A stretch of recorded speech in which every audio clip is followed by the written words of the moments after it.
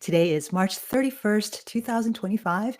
I am Washington Monthly contributing editor Ann Kim, and I'm joined today by politics editor Bill Scher and executive editor for digital Matt Cooper. Hey guys. Great to be with you Hi. again. So, of course, we have to start with SignalGate. The now, in case anyone was on spring break last week, the now infamous incident where National Security Advisor Michael Waltz somehow accidentally added Atlantic editor-in-chief Jeffrey Goldberg to a group chat about a pending military strike on Yemen. This chat included Vice President J.D. Vance, Secretary of State Marco Rubio, Secretary of Defense Pete Hegseth, and Hegseth violated all sorts of laws and protocols by disclosing top secret details about the attack. Now, Donald Trump has tried to downplay the seriousness of this incident, but it really doesn't look like Americans are buying it. There's a new YouGov poll that came out late last week that found that 70% of adults think SignalGate is a, quote, very or somewhat serious problem. So the question for you guys is, how badly has the administration screwed this up? And do you guys see lasting consequences on the political viability of Hegseth, at least, if not Trump himself? How do you see this playing out?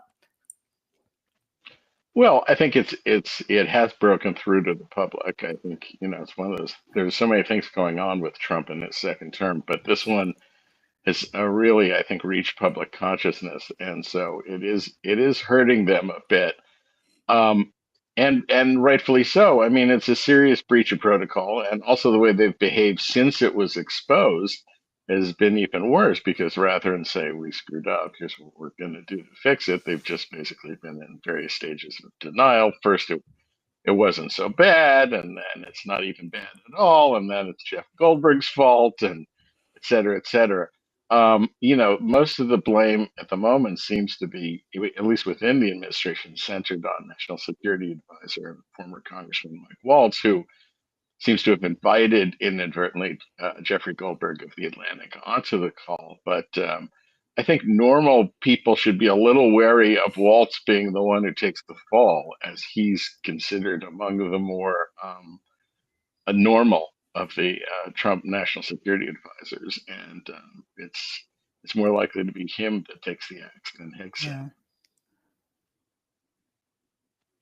Yeah, I think there's a little bit of a rumbling out there that Trump is mad at Waltz because he has any kind of contact at all with Jeffrey Goldberg. How dare he have a relationship with someone in the media? He was clearly pushing for this attack, whereas J.D. Vance was not.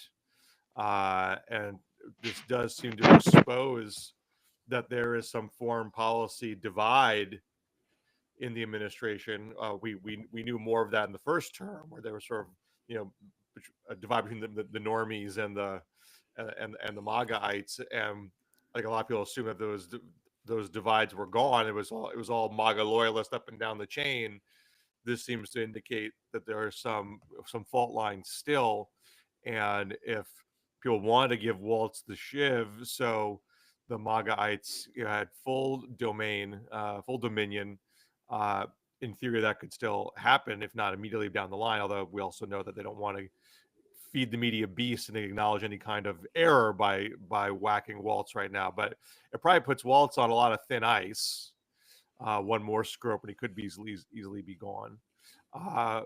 But that's somewhat, not that it's a trivial matter, but I think the broader political import is that I think it injects a huge dose of disconcern in the broader public, that a concern about basic competence, concern that Donald Trump and his team don't put the interest of the American people first. They have their own weird little agendas that they push, and in and of itself, probably an isolated incident that gets forgotten in a few days' time. But against the backdrop of broader economic uncertainty, you create a situation where people will start to wonder who's running the show here and where are we going.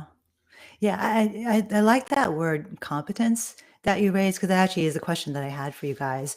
The extent to which Democrats have an opportunity to open up this line of attack on competence, because we've established at this point that they're not going to win on ideology, but can they make inroads with the center of the electorate on these themes of incompetence, recklessness, and in Pete Hegseth's case, gross disregard for the lives of service members who were put at risk in this operation.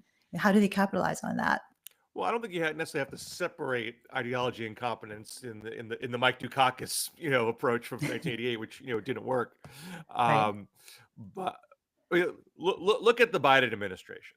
Look how public opinion declined over the course of the first year and beyond. They had a really good first 6 months. There was a sense that there was a competent team running the show. The chaos was behind us. And then in the summer, inflation started to move up. And then soon after that was the Afghanistan withdrawal, which initially was the catalyst of a public opinion decline and punctured a veneer of competence. But Afghanistan largely dissipated from the front pages, in a few weeks' time. It kind of cropped up here and there over the course of the next few years, but it never was the dominant issue. I don't think it's plausible that's the reason why Democrats lost in 2024.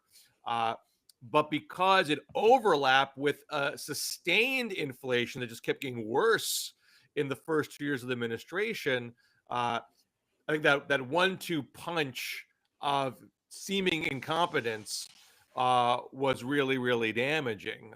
And if Afghanistan didn't happen at all, or didn't happen in that way, or if inflation was more quickly tamed or more effectively blamed on Trump, so the efforts to bring it down over time was seen in a more favorable light, you'd have a whole different perception of the administration. And so for Donald Trump to be, knocking over the chessboard of the economy with these tariffs that have totally sent the market into a tailspin. I mean, if the tariff situation resolved itself in a month's time and they got pulled back and they had a whole bunch of deals and everything got kind of evened out after that, then maybe SignalGate will be forgotten and the economic uncertainty wouldn't be an issue. But together, I think that's really fatal for. I mean, granted, Trump's not going to, as much as he wants to say, he can run for a third term. We know he can't. But Republicans who have to be on the ballot in 2026 and 2028 have to worry about this toxic brew of incompetence. Yeah, I think Bill's got it right. And then, he harkens back to Michael Dukakis, who tried to make the competence claim in 1988 against George H.W. Bush, the vice president and Republican nominee. And in retrospect, it seems, given the relative adroitness with which George H.W. Bush went on to handle the first Gulf War and some other things, it seems, a misplaced strategy back then. But I do think it have more resonance now, as Bill said. Things continue. You may have to give everyone a quick history lesson on what exactly happened with Michael Dukakis. Well, Michael Dukakis was the Democratic nominee in 1988, and he was the front runner for some time. And in his convention speech in Atlanta, 1988, he said explicitly, "This election is not about ideology; it's about competence." A reflection at the time, I think, of the low popularity of Democrats and kind of liberalism, and an attempt to make his own sort of economic record as the governor of Massachusetts stand out. I mean, the problem was it didn't really work against the Reagan administration, which was in its last year, or against the vice president at the time, and so it's left to nerds like me who still remember that. And Bill. Well, where Dukakis became vulnerable is that the George H.W. Bush campaign then made the election about ideology. They then they cherry-picked everything they possibly could have in the Dukakis gubernatorial record and made that front and center. And even though there was concerns about competence, this is in the aftermath of the Iran-Contra scandal, it hadn't transferred fully to George H.W. Bush. The economy was actually pretty good in 1988. And so, again, you didn't have that combination of scandal plus bad economy to work with. And then they end up sort of disqualifying Dukakis on ideology. I think in this case, with Trump's incompetence, I think you can make the case that it is intertwined with his ideology. He has an ideological view that is half-baked, most easily, tariffs being the big one. I mean, he is pushing tariff philosophy unadapted since he held it in the 1980s. Like there's nothing about the current moment that it really argues for the kind of tariffs that he's talking about. And I mean, if it all works out, then the joke's on me. But it's hard to find most anyone economists would agree with you. Right. I mean, almost everybody in the economic profession and the business community is like, what the heck is going on here with this thing? Right. Plus, when you add in that he's totally unpredictable, so it's not just that we have the tariffs. They're coming later this week. Nobody knows what they're going to be. I mean, what the stories even within the White House. Right. Nobody knows, and he's apparently still deciding, which is crazy. Let's keep. Go ahead. I was just going to add that Trump has suggested he likes the madman approach to negotiation. He likes to give you the notion that he's crazy, to keep you off balance, and it gives him leverage in any negotiation. And if his end goal is to negotiate favorable trade deals, then you could possibly make an argument this is going to work out in the end. But if this is not about a clever negotiating strategy, but he just wants high tariffs for high tariffs' sake, and there's just some indecision in this process because there is some debate within the administration about it, which we seem to be getting evidence of, that there are camps here in the administration. That's not going to allow for a soft landing. That's just adding to people's anxieties and uncertainties with an end goal of an ideological end game, which is detached from what the current economy actually needs. Right. So there's and his aerobic lack of empathy is making it worse. I mean, yesterday he said, "Who cares?" You're right. Yesterday he said, "Who cares if the price of American cars goes up because American manufacturers will have some room to raise their prices because of the tariffs on the imported cars." And he's like, "I don't care." So if you take everything Bill said, the ideology, the madman theory, the lack of empathy for the consumer and the citizen, it's just it's a toxic brew for him. But again, we'll see where it lands. Yeah, let's stay with tariffs for such a bit. Just as a reminder for everyone, Trump announced 25% tariffs on autos last week, and then there are these so-called reciprocal tariffs, but I guess maybe more than that are coming as early as Wednesday. And part of the unreality here is that supply chains are just so intertwined across the border. As an example, pickup trucks a lot of them are made in Mexico. The Chevy Silverado, the GMC Sierra, Toyota Tacoma, Dodge Ram. And all of these are made with either parts or assembled in Mexico, and these cars come across the border repeatedly. So there is a lot of denial of economic reality going on, which is the reason why experts are estimating that car prices could go up between $5,000 and $10,000. And this message is also seeming to break through to the public. There was a Gallup poll last week also that had Trump pretty underwater on the economy. It had a 41% of approval rating at this point on the economy, and interestingly, 39% approval rating on relationships with Russia. So what is your take on how the public is perceiving all of this as well? I mean, you still see articles from time to time about Trump voters who say they still have faith, and how much Trump remorse really is there out there? Is there out there at this point, you think? Well, go ahead. I think that we've seen a pretty big shift in polling, even from just 2-3 months ago, where the public seemed a little more favorable towards tariffs in the abstract, and now that we've had all this reporting about how it's going to be an effective tax, that they've really turned sour on it. And that's just from the average person's, minimal understanding of how tariffs work. The point that you raise is a really important one. If we're having a tariff debate in 1980, it's a question of how do we stop the influx of Hondas to make sure people buy Chevys and Fords and Chryslers, because there's a clear batch of foreign cars and a clear batch of domestic cars. Right. Now everything's intertwined. So I'm sure there are people out there, and I think the UAW president's probably in this camp. They think we did it wrong in the 90s. We shouldn't have gone down this globalized path, and it made things worse for the working class. And we wish we would turn the clock back and not make that mistake again. Even if you think that is true, you can't turn the clock back that quickly. We're Right. in the globalized economy now, and even domestic car companies are full of cars that are full of with foreign parts. And if the goal is, well, I want to get back to that time in the past. Well, okay, even in the best case scenario, that's not going to happen in a week. That's going to take years to completely transform all these supply chains.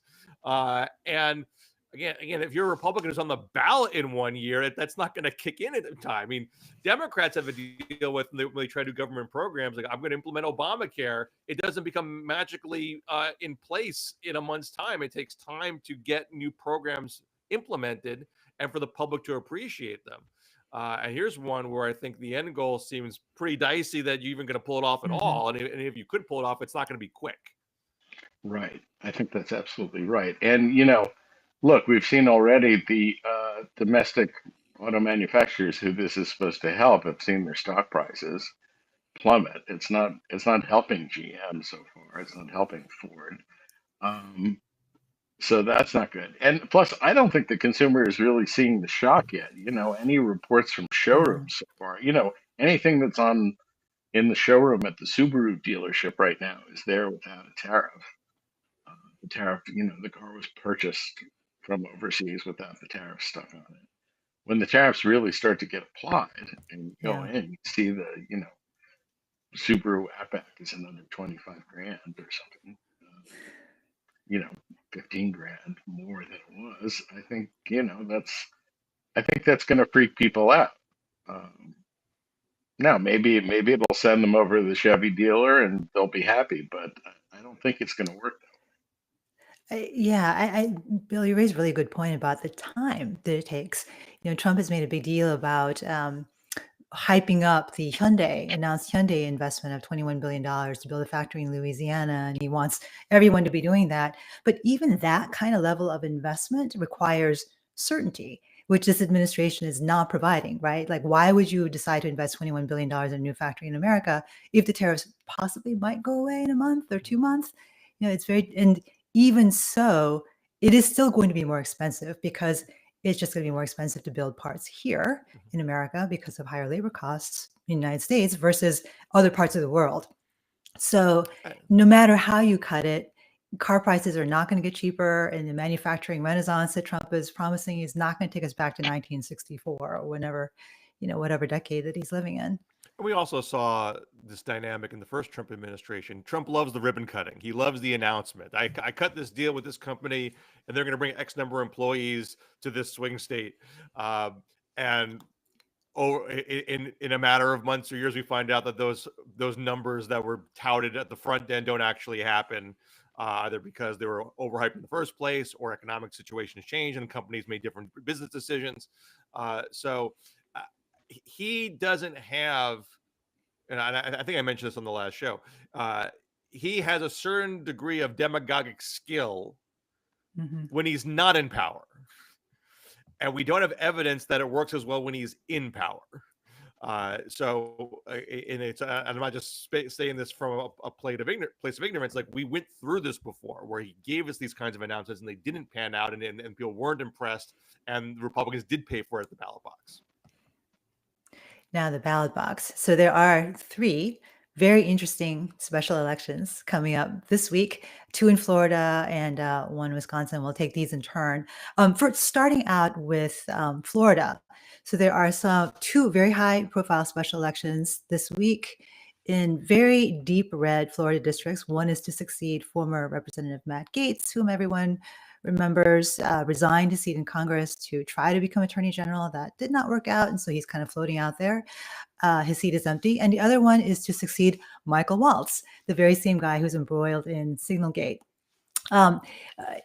Probably they're both going to stay red, I imagine you guys think, but there was one internal GOP poll that had Democrat Josh Weil up by 3 points over Republican Andy Fine in the Waltz district.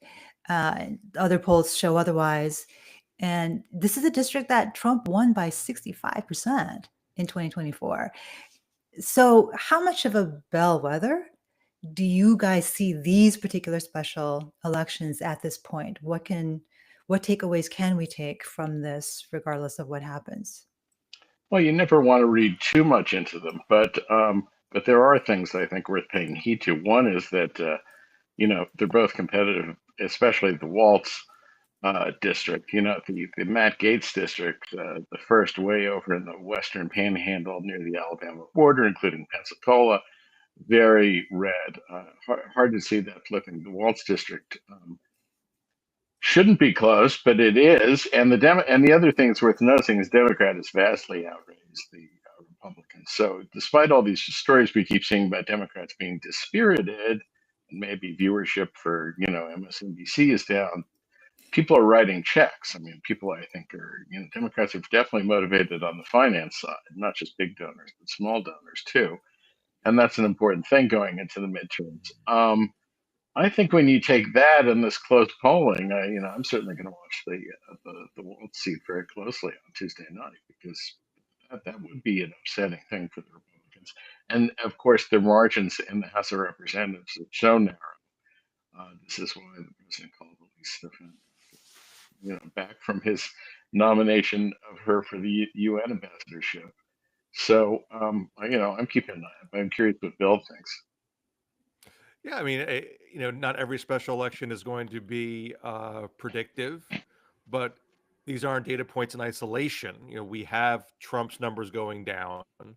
We have Democrats doing what little I've seen, holding their own in the so-called generic ballot tests, which candidate do you plan to vote for in the upcoming congressional election?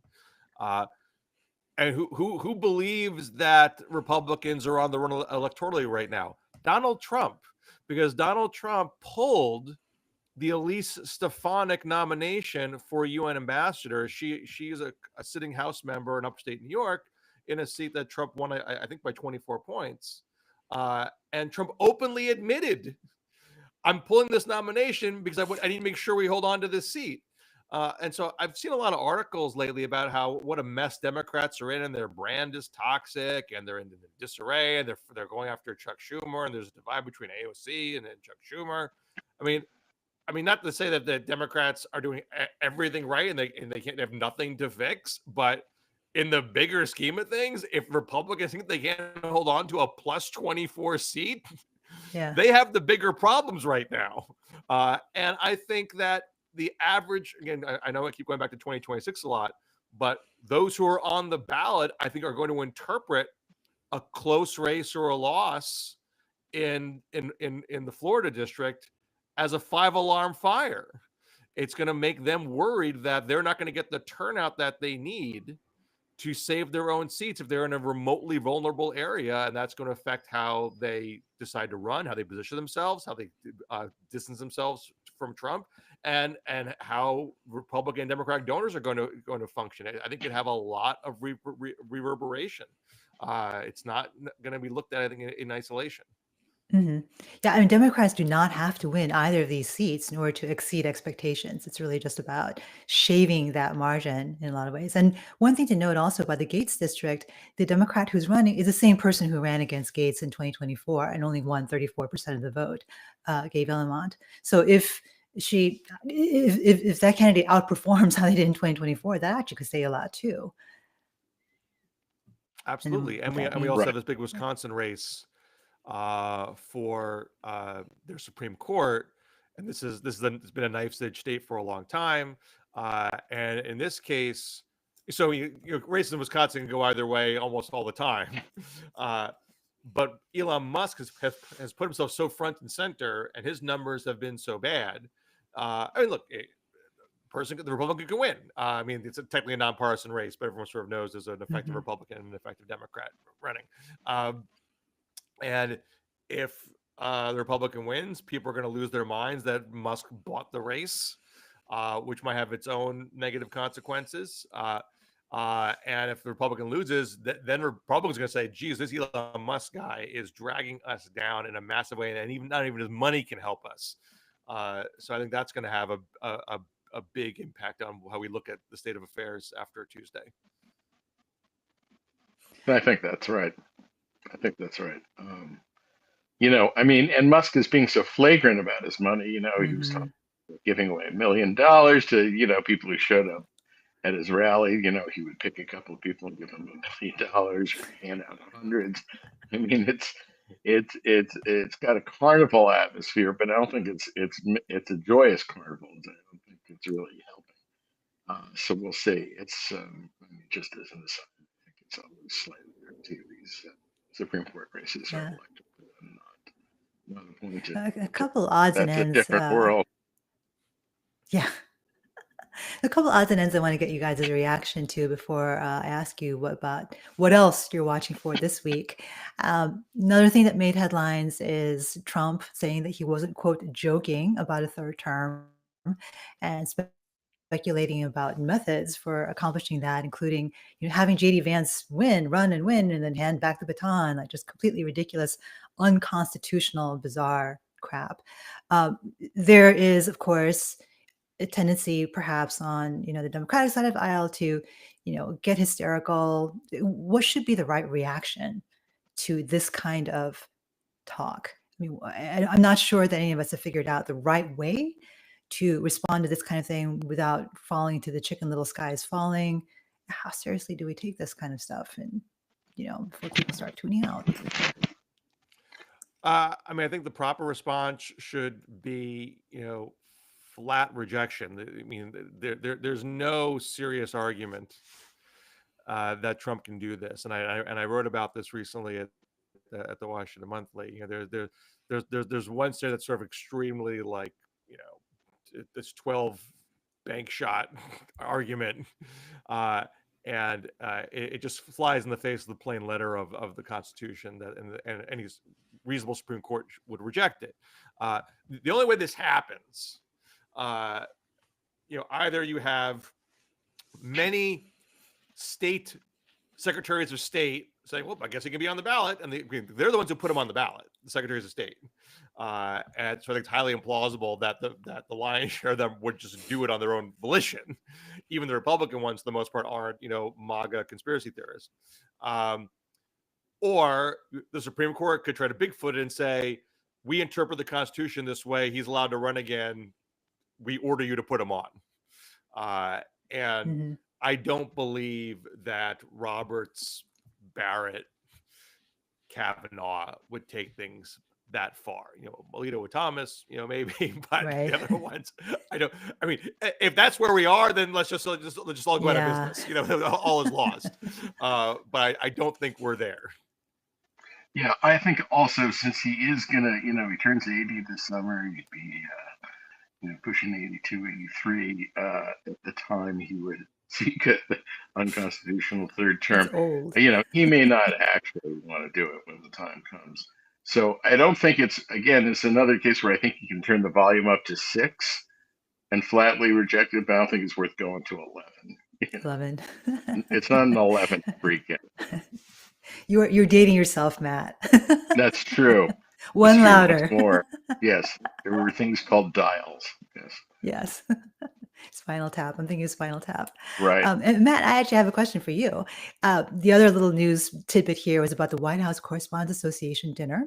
They canceled their headliner, Amber Ruffin, in next month's event because they wanted to appease the White House. It's kind of unclear what is going on there. Yeah, But I don't quite get it. I covered the White House under both Bill Clinton and George W. Bush. So I've been to a lot of these dinners over the years, and they're long. Yeah, the Correspondents Association, which throws this thing, usually has a comedian come in. So a couple of years recently, they haven't done it. This year, they were going to have Amber Ruffin come in, who's been very critical of Trump, and the White House, used that to kind of flip out. Trump wasn't going to go anyway. He's boycotted. right. And the White House Correspondents Association decided to pull the comedian. Now, they said it was to focus on the work of the organization, which is like their scholarships and the little awards they give themselves. That seems weird and not totally plausible, but it also doesn't seem like an act of appeasement with Trump, because they have been standing up to him on a lot of things, including, which reporters get to be in the pools and such. So I don't totally know how to read it either, but it's overall it's not good. I think if you've committed to the comedian and we're just a couple of weeks out from this dinner, you got to go through with it. Right. The optics, as they say. Not Okay. Not good. So in the time we have left, what else are you looking for watching this week besides special elections? What else is on the radar for you both? Well, April 2nd is Tariff Day. We talked about tariffs, but that's the day he said he's going to enact these reciprocal tariffs and maybe more extra tariffs or fewer. We just don't know. So Who knows? a lot is going to happen on Tuesday, Wednesday. I think I said this last week, but I'm going to stick with it. I'm still watching this dance between the House and Senate Republicans over budget reconciliation, which is still kind of mostly being under the radar amidst all the other crazy things that are going on in the world. But they still they still have to pass a budget resolution, which is a non-binding. Did you lose me there? You're back. I'm sorry about that. They have to pass a budget resolution, which is non-binding first before they can pass budget reconciliation, which would be actual law. And this is how they want to do their big tax cuts. This is how they want to do their Medicaid cuts. But they aren't in agreement how far they want to go on these things, particularly with the Medicaid cuts. And typically there'd be some general agreement done between House and Senate in the resolution first, so they can then write the reconciliation bill. And they seem to be moving towards punting on these specifics in the resolution and trying to kick the can down the road and wait for the day of reckoning to come later before they actually pass a final bill, which is not a way to run a railroad. Right. And it just shows how difficult it is for them to actually deliver on the things that they've promised to Trump and to their own voters. Back to competence. All right. So great to see you both, and looking forward to seeing how Liberation Day goes this Wednesday and hearing your take on how the rest of this week plays out. I'm Washington Monthly contributing editor Ann Kim, and today I was joined by politics editor Bill Scher and executive editor for digital Matt Cooper. Thank you both, and see you next week. Thank you. Thanks. See you.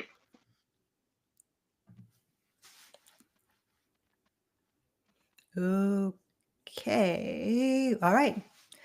Okay. That was that.